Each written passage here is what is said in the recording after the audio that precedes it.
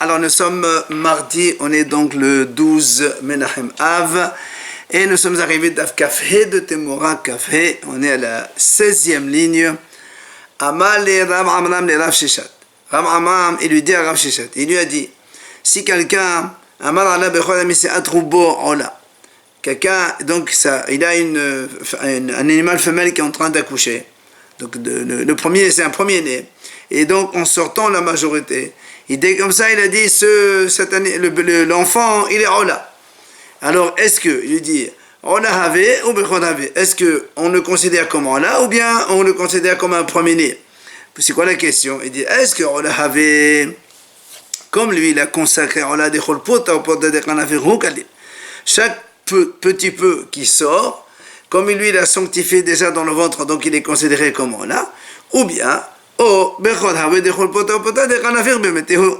bien tu me dis non, puisque le premier-né en sortant il est considéré comme premier-né, chaque petit bout qui sort, qui traverse la matrice, alors il est premier-né. Ou bien donc une autre version dans la question, soit tu dis on l'a parce que donc il a été sanctifié déjà avant de sortir, ou bien tu vas me dire non, il est considéré comme premier-né, puisqu'il se sanctifie en traversant la matrice. Donc, question, est-ce que cet enfant-là, on va le considérer comme Ola ou Bechor? Amalé, il lui a répondu, Rav Shishat, c'est quoi cette question que tu te poses? C'est ce que Ilfa, il a posé la même question. À notre sujet, il a dit, quand nous on moissonne, on sait qu'il y a la mitzvah de l'eket, c'est-à-dire qu'il y a des épis qui tombent, une ou deux, on les laisse pour les pauvres. Si maintenant un monsieur il a vu en tombant, il a dit voilà, je veux rendre hefker cette une ou deux épis qui tombent, je les fais hefker. Hefker, ça veut dire tout le monde peut les prendre. Alors que si c'est l'eket c'est que pour les pauvres, pas pour les riches. Alors le m'a dit, est-ce que l'eket avait ou l'eket? Est-ce que tu considères ça l'eket parce que c'est tombé, ou bien lui-même il a donné sa hefker, alors c'est hefker. Comme il dit ici d'ailleurs, on détaille la question. C'est est-ce que tu considères ça comme une cueillette, et donc, puisque la Torah l'a dit, c'est une cueillette, tu ne peux pas le changer. Ou bien tu m'as dit non, le monsieur il a donc voulu rendre sa hefker abandonnée, donc c'est bon pour tout le monde, et on le considère comme tout le monde. Et sur ça, Abaye, il a répondu sur cette question de Ilfadi. Qu'est-ce qu'il pose comme question? Quand on a les paroles d'un maître et les paroles de l'élève, qui on écoute? Le maître ou l'élève? C'est sûr qu'on écoute le maître. Alors ça veut dire que là-bas, puisque Hachem il a dit une ou deux épis qui tombent, c'est l'eket, tu peux pas, toi, tu dis non, c'est pas l'eket, je vais les rendre hefker, c'est pas possible. Alors là aussi, là aussi, comme le premier-né va sortir, Hachem il a dit c'est un bechor, tu peux pas, toi, dire que c'est Ola. Matidi nouvelle Mishnah. Haomer vadash zo Ola vihishlamim. Si un homme il a donc une bête, donc une chèvre par exemple avec un bébé dedans dans le ventre, il dit la mère, le bébé pardon, il est Ola, et la mère, je veux la consacrer shlamim. Alors on dit devala kayamim. Les paroles, elles sont maintenues, c'est-à-dire c'est valable ce qu'il a dit. Vu qu'il a donc sanctifié d'abord le bébé et après la mère, il n'y a pas de problème. Par contre, s'il dit hi shlamim ou valdah ola, si maintenant il commence par la mère, il dit la mère, je la donc consacre shlamim, et l'enfant ola. Rabbi Meir dit, comme on a vu toujours Rabbi Meir dit ce qu'il a dit au début ça marche. Comme il a dit la mère a les shlamim, forcément le bébé des shlamim, il ne peut pas le changer. Bon. Alors que Amar Rabbi Yossi dit non, ça dépend. Si au début Bémet il avait l'intention que la mère allait shamim et l'enfant Ola, un homme il ne peut pas prononcer deux mots à la fois, donc forcément des valeurs kayamim. Donc Rabbi Yossi dit il n'y a pas de problème, la mère allait shamim et l'enfant il est Ola. Par contre, si quand il a dit la mère allait shamim, après il a voulu changer d'avis, il a dit non, vilda Ola, l'enfant il est Ola, alors dans ces cas-là on ne peut pas changer, l'enfant il est shamim comme sa mère. Mara, sur ce, Amar Rabbi Yohanan. Rabbi Yohanan, il dit comme ça. Si quelqu'un, il est donc hayav d'amener korban hatat, il a acheté une femelle, donc, mais elle est porteuse avec un bébé dedans. Après, Veyalda, avant de l'amener au Beth Amikdash, elle a déjà donc accouché. S'il veut prendre la mère pour son korban hatat, soit il veut prendre le bébé pour korban hatat. Il ne faut pas confondre avec ce qu'on a vu avant, vlat hatat, on la laisse mourir. Ça, c'est quand il a acheté une femelle qui n'était pas enceinte. Après, elle est devenue enceinte. Là, on dit que vlat hatat, il va mourir. Mais là, quand il a acheté, elle est déjà avec le bébé. C'est pour ça, donc, il choisit ce qu'il veut. Ou la mère, ou le bébé, pour faire korban hatat. Et l'Agma a dit, Maïtama, quelle est la raison? Parce que Rabbi Yochanan, il pense que Imshiyero, c'est-à-dire quand quelqu'un il sanctifie une mère, le bébé, il est indépendant. Il est indépendant de sa mère. Donc, tu peux choisir. Donc, quand tu as dit, je veux comme un hatat, cet animal, il n'y a pas deux animaux, il y a un seul, tu choisis ce que tu veux. C'est comme si comme on a dit, quelqu'un il a acheté deux animaux, un en garantie de l'autre au cas où il perd ou il arrive quelque chose. Et là aussi, donc il veut se faire pardonner avec cet animal, la mère, il peut. Il veut prendre le bébé, il peut, il choisit ce qu'il veut. Alors, mais motive Rabbi Elazar, il vient Rabbi Elazar, il objecte, il dit comment, voilà, dans notre Mishnah, nous on a dit, Hishlamim, Uvaldaola, si un homme dit sur un animal femelle, elle est Shlamim, et son bébé, il est Ola, on a dit, Hadezev, la Shlamim, dans la Mishnah, on a dit, selon Rabbi Meir, c'est l'enfant, il est Shlamim. Alors, on a dit,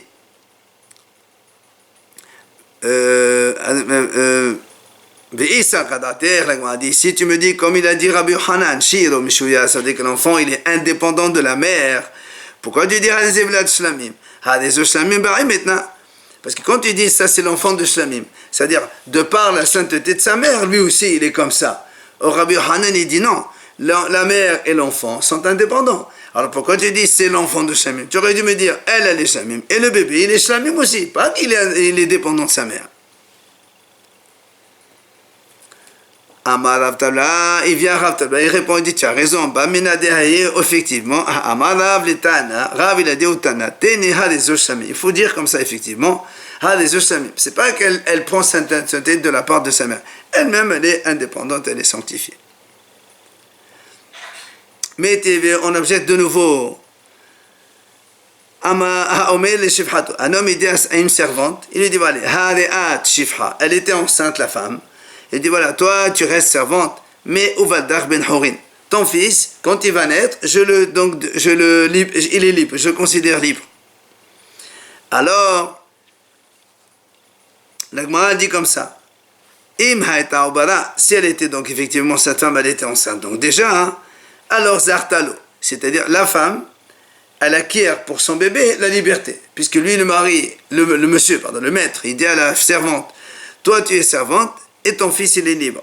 Donc la femme, elle peut acquérir la liberté pour le bébé. Alors il m'a dit, si tu me dis que l'enfant il est indépendant de la mère, pardon, et non mishouya, ça veut dire il c'est pas du reste, il dépend étroitement de sa mère. Si tu me dis que l'enfant et la mère ils sont donc étroitement liés, et donc le bébé ça fait partie de sa mère.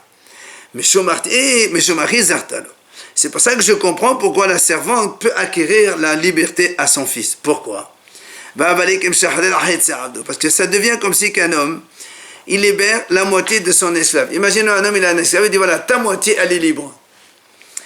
Omani Rabbi Meir, et c'est Rabbi Meir qui est l'auteur de ça, qui a dit, qui détania, comme la Breta enseigne,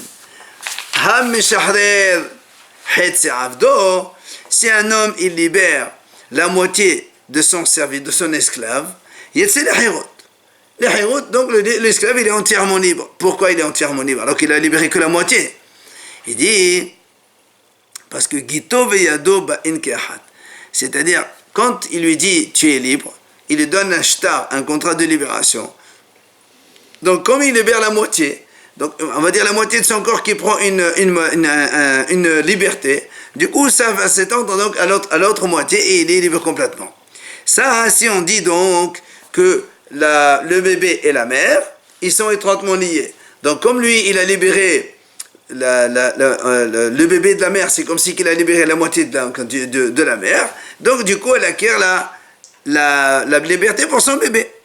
Maintenant, l'agma dit si tu me dis non, la mère et le bébé, ils sont indépendants. Comme on a vu dans les animaux. Donc la mère et le bébé sont indépendants. Donc, donc le bébé n'a rien à voir avec sa mère. C'est donc c'est pareil, c'est deux êtres donc indépendants. Alors dans ces cas-là, l'agma a posé une question. Pourquoi tu dis que la mère acquiert la liberté à son bébé? Si tu dis que la mère et le bébé sont deux êtres différents, nous on a déjà enseigné dans une braïta, il semble que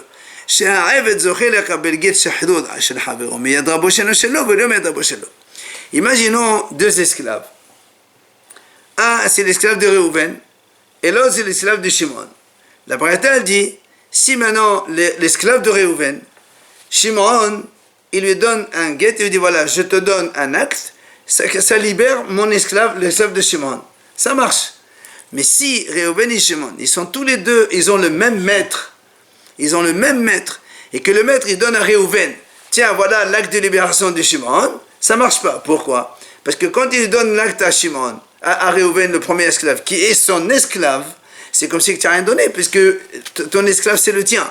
C'est pour ça que chez nous aussi, chez nous la même chose. Si tu dis que la mère et le bébé, ils sont indépendants, même si le monsieur libère la moitié, donc c'est-à-dire le bébé, comme il a donné l'acte de libération à la mère, c'est comme s'il n'a rien donné. Donc comment ça se fait que la mère... Elle n'acquiert pas la mère, ça?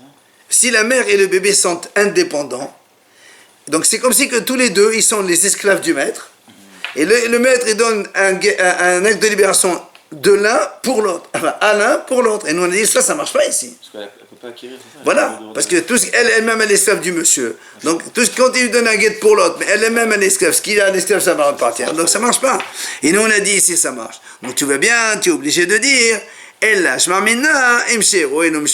on est obligé d'admettre avec la braïta que le bébé il n'est pas indépendant de sa mère, mais il est dépendant étroitement lié à sa mère.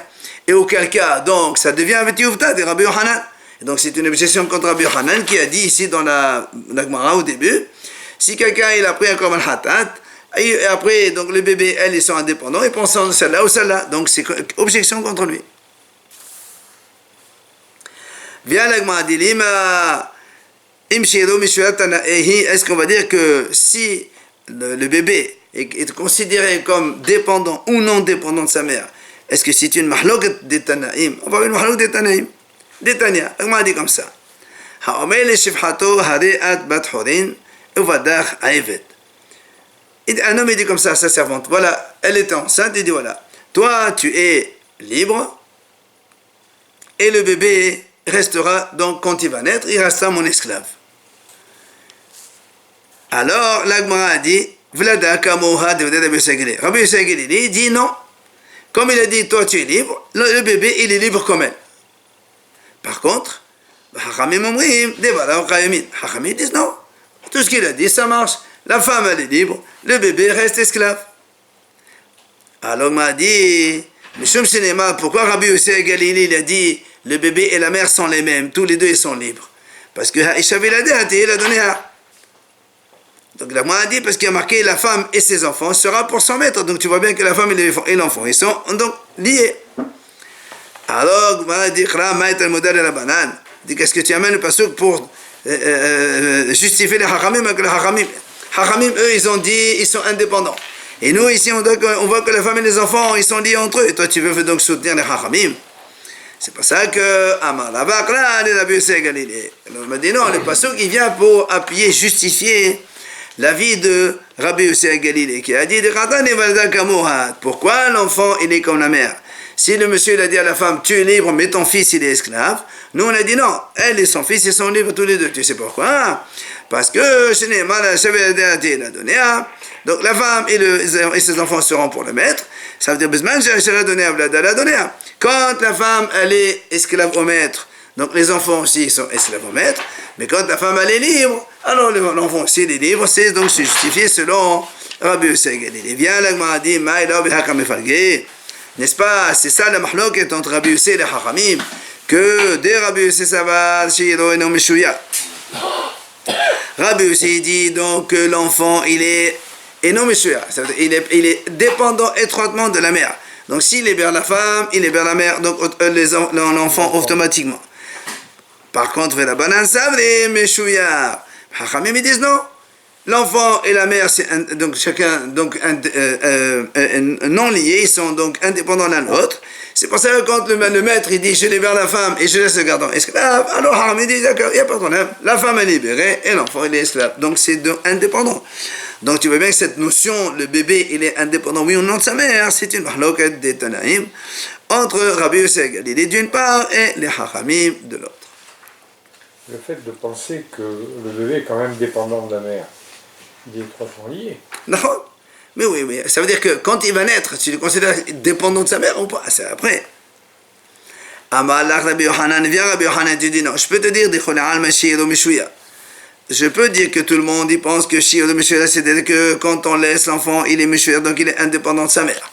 Et alors pourquoi ici, s'il est indépendant de sa mère, pourquoi Rabbi Yossi Galili dit les deux ils sont libres? Il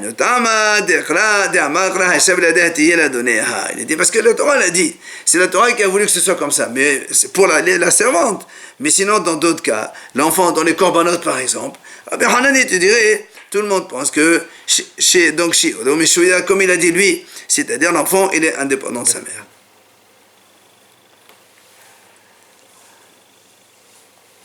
Et là, Badal dit, Lima. Est-ce qu'on va dire plutôt comme cette mahloket? Détania, la Brette a dit. Si quelqu'un il a fait la shita d'un animal hatat, une femelle hatat. Seulement, dans l'animal, il a trouvé un bébé donc âgé de 4 mois. 4 mois pour donc rappeler, parce que les petits animaux, c'est 5 mois de grossesse, et les gros, c'est 9, comme nous. Mais 4 mois, ça veut dire comme si c'est un 8e mois chez un adulte. Enfin, chez les humains ou chez les gros bovins. Et alors, qu'est-ce qui se passe dans ce cas-là? Tani Hadaya, une breta qui dit, cet animal de 4 mois donc, qu'on a trouvé dans le ventre de sa mère, il est considéré comme hatat, c'est-à-dire, il n'y a que les monsieur Cohen qui peuvent manger ça, comme un hatat. On ne peut le manger qu'en un seul jour seulement, comme un korban hatat. Et on ne peut le manger qu'à l'intérieur de la cour du Beth Amikdash, donc comme un vrai korban hatat. Par contre, Betania Idar, il y a un autre braïta qui dit non. Les bébés qu'on a trouvés dans le ventre, il n'a rien à voir, il n'a aucune sainteté. Tout le monde peut le manger. Et on peut le manger n'importe où, en Israël, Yerushalayim ou ailleurs. Mais on peut le manger en 2-3 semaines ou plus comme on veut, il n'y a aucune donc, limitation par rapport à korban hatat. Donc, une braïta dit ce bébé il a le statut de hatat complètement. Et une donc braïta dit complètement, il n'y a rien du tout, il est hol complètement. Alors, le m'a dit, la tanaï, n'est-ce pas que c'est une mahlok de tanaïm, de tanakama ça va, le premier qui a dit qu'on le considère comme hatat, ça va shiro mishuya. Shiro mishuya, c'est ça. C'est-à-dire quand le Tanakama qui a dit on le considère comme hatat, et donc s'il dit comme c'est un korban hatat,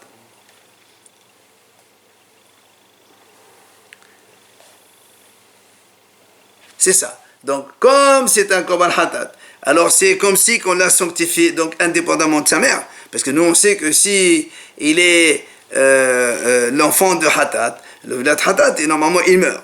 Alors dans ces cas-là, il a dit, donc on le considère comme hatat, ça veut dire comme si qu'on l'a sanctifié indépendamment. Il est donc indépendant de sa mère, on a sanctifié la mère, on a sanctifié le fils. Alors, il le considère comme hatat. Par contre, au moins ça va, la deuxième braïta qui a dit, c'est hol, parce que Shiro Meshuya, lui il pense, Shiro et non Meshuya, il faut dire le contraire. Shiro et non Meshuya. Ça veut dire que quand il a laissé l'enfant, il n'est pas considéré comme Meshuya. Ça veut dire qu'il est étroitement lié à sa mère. Et comme il est Vlat Hatat, normalement, tous les Vlat Hatat, ils sont considérés comme... Après, donc, quand il naît, il meurt. Mais là, comme il n'est pas né, il est dans le ventre de sa mère. C'est pour ça qu'on a dit, on le considère comme rien du tout. Parce que Vlad Kadashim, nous on a vu déjà cette notion, les enfants des animaux Kadosh ne n'acquièrent la sainteté qu'après donc être sortis du ventre. Mais là, comme on l'a trouvé après la Shita, on l'a trouvé dans le ventre de sa mère. C'est pour ça qu'il n'a aucun Kedusha, il est complètement hol. N'est-ce pas? Donc c'est ça la mahloket. Et donc là aussi, mahloket, est-ce que le Shiro Mishuya ou non Mishuya, le fait de le laisser, est-ce qu'il est indépendant ou dépendant de sa mère? Et là aussi, Amalach Rabbi Yohanan. Rabbi Yohanan dit tout le monde pense Shiro Mishuya comme moi. C'est-à-dire que si on laisse, l'enfant il est indépendant de sa mère. Ah, pourquoi ici alors il y a une deux toutes qui se contredisent? Non. Ces Tanaïm là, ils discutent d'un autre sujet. C'est quoi? Demande ça va. Il y a une braïta qui pense qu'effectivement les enfants des animaux kadosh ne n'acquièrent la sainteté qu'à la naissance. Or comme celui-là il n'est pas né, donc du coup il n'est pas kadosh du tout. Et le premier qui a dit c'est un vrai comme un hatat, lui il dit non, les vladé kadashim, ils sont déjà sacrés dans le ventre de leur mère, donc déjà il est kadosh dedans, c'est pour ça qu'il est hatat même dans le ventre de sa mère. Ou bien je te donne une deuxième réponse. Et là, il n'y a pas de question entre les deux, il n'y a pas de contradiction entre les deux braïtot. Dans un cas, eh bien, le monsieur, il a d'abord sanctifié la mère, et après, elle est devenue enceinte. Donc, dans ces cas-là, l'enfant, il n'est pas kadosh.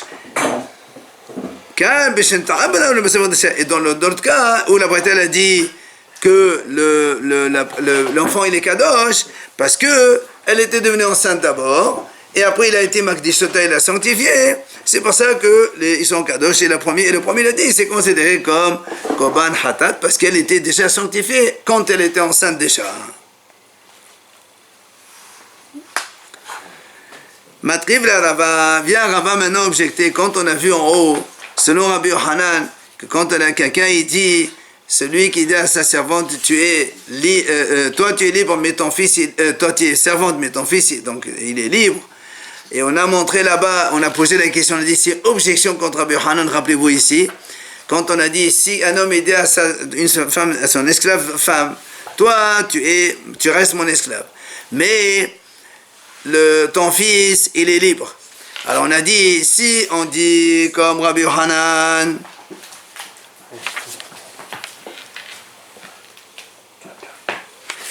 donc si on dit comme, pas comme Rabbi Yohanan, que donc que le bébé, il est étroitement lié à sa mère, c'est pour ça que quand il libère la mère elle peut acquérir la liberté pour son fils. Mais quand on dit qu'ils sont indépendants tous les deux, on a vu qu'un esclave ne peut pas prendre un acte de libération d'un autre esclave du même maître. Et donc on a posé la question, comment ça se fait que là-bas, donc la bretelle a dit effectivement l'enfant il est libre alors que son Rabbi Yohanan ça ne marcherait pas. On a posé la question contre Rabbi Yohanan. Bien l'agma a dit non. Matriv la Rava dit mais qui t'a dit que la raison de Rabbi Yohanan c'est parce que Shiro Meshuer dans l'animal on a vu on a dit que quand quelqu'un, c'est une korban hatat, elle était déjà enceinte, et après elle a accouché, Rabbi Yohanan dit, il peut choisir l'un ou l'autre. Ça veut dire qu'ils sont indépendants l'un ou l'autre. Alors vient Rava et dit, mais qui t'a dit que la raison est ça? Dilma enutama de Rabbi Yohanan. Adam mitkapel, besheva hekdesh. Et tout simplement, peut-être que la raison de Rabbi Yohanan, c'est qu'un homme il a le droit d'être mitkaper, besheva hekdesh. Et sheva, ça veut dire les intérêts de hekdesh. Et comme ici, donc ça veut dire que comme ici on va te dire que selon Rabbi Yohanan, Shiro Mishuya, donc il reste avec Shiro Mishuya. La raison, pardon, c'est pas Shiro Mishuya. Donc il reste avec Shiro Mishuya et avec la bretta de la servante, ça marche très bien. Mais ici la raison pourquoi on a dit il peut être mitkaper avec l'un ou l'autre, parce que si c'est Shiro Mishuya, il ne peut pas se faire pardonner par l'un ou l'autre. Il dit non, parce que Rabbi Yohanan il a une autre raison.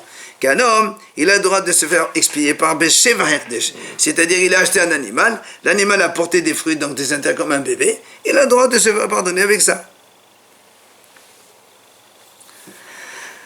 Amal et Rav Hamnuna. Il lui a dit Rav Hamnuna, Rava, tu ne peux pas dire ça. Rabbi Elazar, Talmid de Rabbi Yohanan. Il dit parce que Rabbi Elazar lui-même, c'est l'élève de Rabbi Yochanan. Viativ le Kama de Rabbi Yochanan, il a été devant Rabbi Yochanan. Veladal le Hashinu à Rabbi Yochanan, il lui a pas donné cette réponse. Alors comment tu dis, si vraiment Rabbi Yochanan il pensait ça, pourquoi il n'a pas dit ça? Alors, Mestama, qu'il ne pense pas à cette raison comme quoi un homme il peut être mitkapeh b'sheva hardesh. Et donc, forcément, il y a l'objection qui reste contre Rabbi Yochanan, que lui, il dit, Shiro Meshuya, que le reste, c'est indépendant de la mère. Le bébé, il est indépendant de la mère.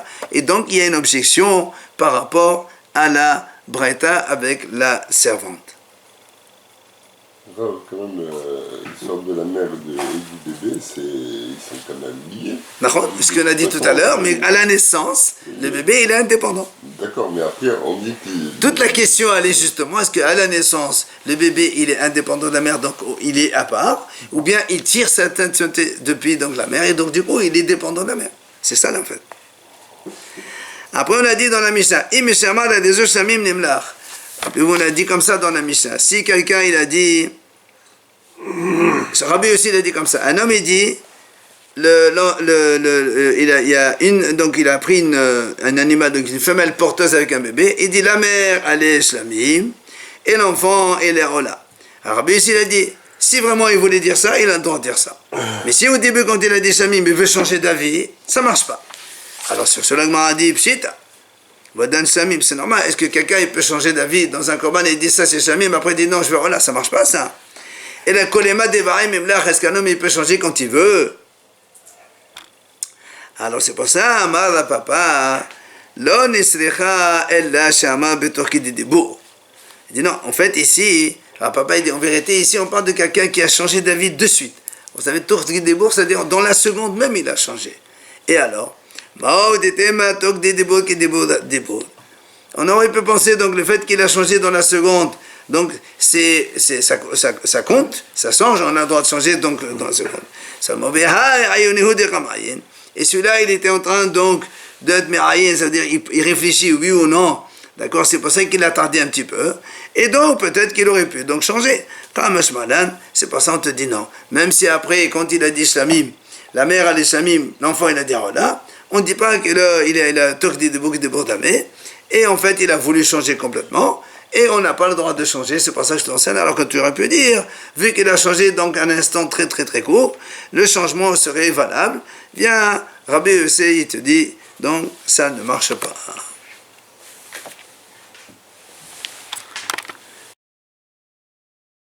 Si je dis, ça fait une demi-heure qu'on est là.